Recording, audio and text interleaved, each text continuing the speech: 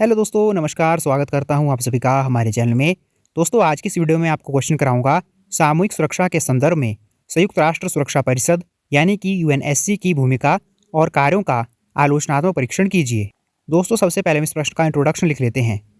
दुनिया में शांति और सुरक्षा बनाए रखने के लिए एक प्रहरी के रूप में संयुक्त राष्ट्र सुरक्षा परिषद यानी कि यूएनएससी एक जटिल और अक्सर विवादास्पद भूमिका निभाती रही है।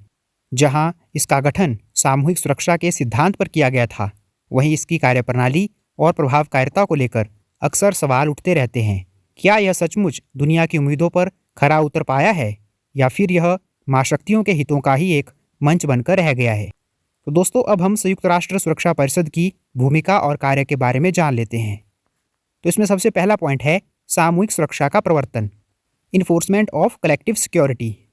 सुरक्षा परिषद का प्राथमिक कार्य वैश्विक शांति और सुरक्षा को खतरा पैदा करने वाले स्थितियों को पहचानना और उनका समाधान करना है। इसके पास अध्याय 7 यानी कि चैप्टर नंबर 7 के तहत कार्यवाही करने का अधिकार है, जिसमें प्रतिबंध लगाना, अंतर्राष्ट्रीय न्यायालय में मामले भेजना या सैन्य हस्तक्षेप को अधिकृत करना शामिल है।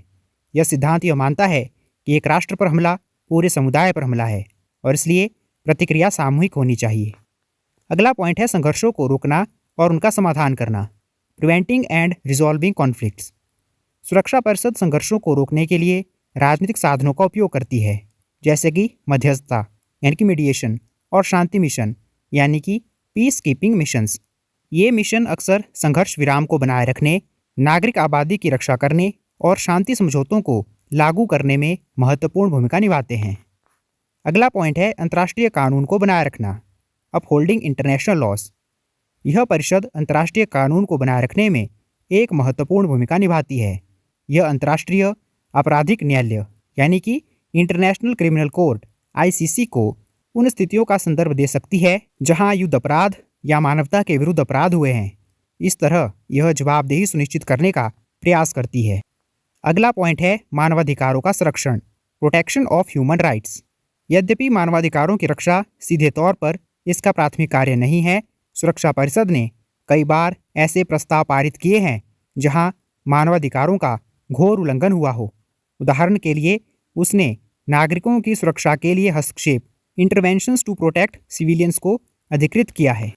दोस्तों, अब हम इसका आलोचनात्मक परीक्षण देख लेते हैं। इसमें पहला पॉइंट है वीटो शक्ति का दुरुपयोग, अब्यूज ऑफ वीटो पावर।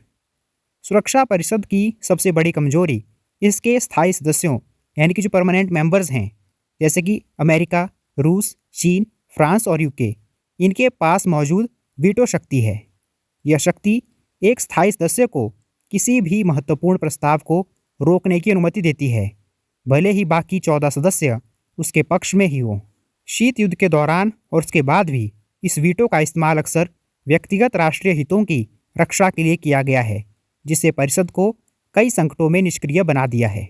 अगला पॉइंट है प्रतिनिधित्व का अभाव, लैक ऑफ रिप्रेजेंटेशन।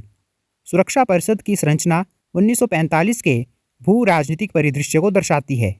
आज दुनिया की बड़ी और उभरती हुई शक्तियाँ जैसे कि भारत, जर्मनी, जापान और ब्राज़ील स्थायी सदस्यता से बाहर हैं। यह संरचना इसे अलोकतांत्रिक और अप्रतिनिधित्वपूर्ण बनाती है, जो इसकी वैधता और प्रभावशीलता पर सवाल उठाती है। अगला पॉइंट है कार्यवाही में असंगति और दोहरा मापदंड, inconsistency and double standards in action. सुरक्षा परिषद की कार्यवाही अक्सर भू राजनीतिक हितों यानी कि जियोपॉलिटिकल इंटरेस्ट पर निर्भर करती है, न कि सामूहिक सुरक्षा के सिद्धांत पर। उदाहरण के लिए कुछ संघर्षों जैसे लीबिया में तेजी से कार्यवाही की गई, जबकि अन्य जैसे सीरिया में वीटो के कारण परिषद लगभग पंगु बनी रही। यह दोहरा मापदंड इसके नैतिक अधिकार को कमजोर करता है। अगला पॉइंट है शांति मिशन की सीमाएं, limitation of peace keeping missions. Shanti mission अक्सर जटिल और खतरनाक वातावरण में काम करते हैं और उनके पास अक्सर पर्याप्त अधिकार और संसाधन नहीं होते। कई मामलों में वे संघर्ष को पूरी तरह से हल करने के बजाय केवल उसे प्रतिबंधित करने में सक्षम होते हैं, और उनकी सफलता अक्सर मिशन की स्पष्टता और स्थायी सदस्यों के समर्थन पर निर्भर करती है। दोस्तों, अब हम इस प्रश्न का निष्कर्ष लिख लेते हैं। संयुक्त राष्ट्र सुरक्षा परिषद सामूहिक सुरक्षा के लिए दुनिया का सबसे महत्वपूर्ण मंच है। इसका गठन शांति बनाए रखने के लिए एक आदर्शवादी दृष्टिकोण के साथ किया गया था और इसमें कुछ हद तक सफलता भी हासिल की है।